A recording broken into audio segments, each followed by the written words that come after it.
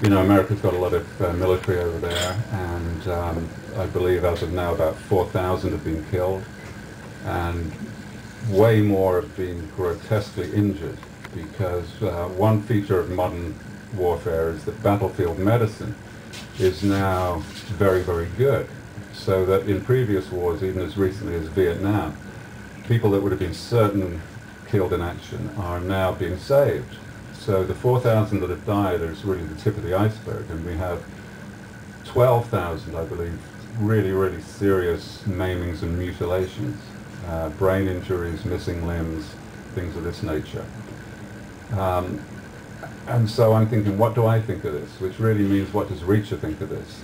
And Reacher is in a fairly unique position for an opinion, because he is obviously a military man with loyalty towards the army, loyalty towards his country, but also loyalty towards common sense.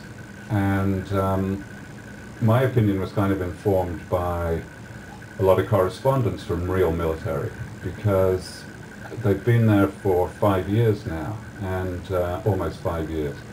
And the tours of duty over there tend to alternate between periods of extreme panic and danger and then periods of nothing to do at all.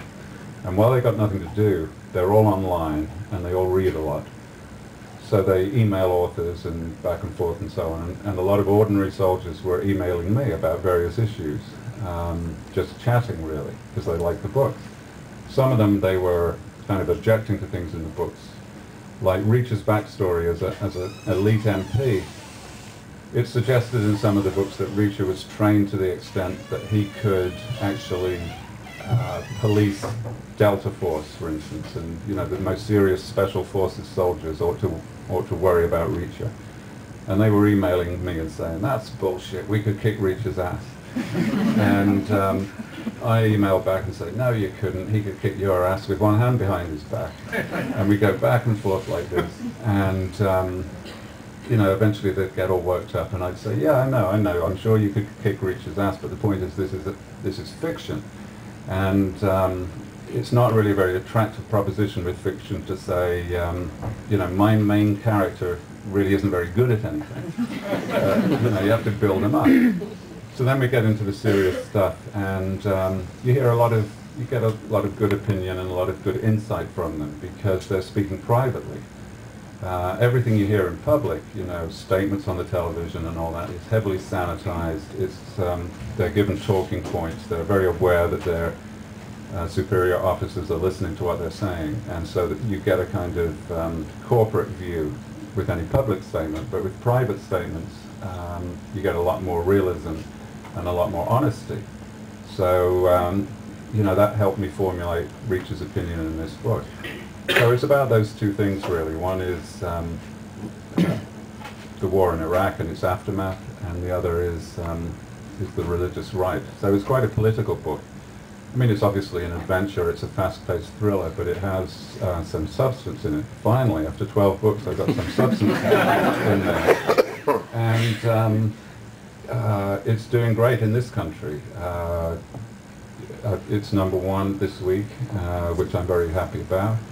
It comes out in America end of May, and I'll be very interested to see how it does there. I imagine that the Iraq part will be fine, because public opinion is moving more towards Reacher's point of view. Plus, Reacher's got credibility. I mean, given that he is fictional, if you imagine that he's real, he can speak with authority, so his opinion should be respected. So the Iraq part will be fine in America, but the evangelical Christian part probably won't be.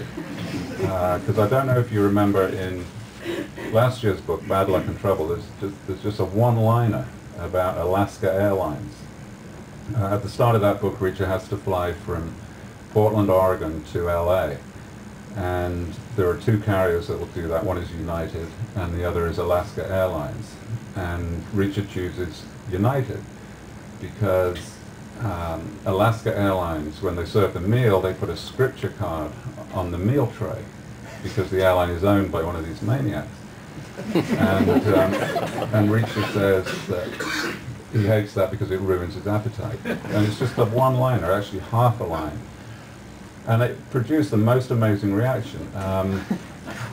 during the tour last year for that book, an awful lot of people came up to me and kind of whispered, "I love the part about Alaska Airlines." And it was chilling, actually, that you would have to whisper. People felt they would have to whisper that. You know, the sort of thought control is that far advanced. Dozens of people did, but none of them ever spoke it out loud. They sort of whispered it as a secret.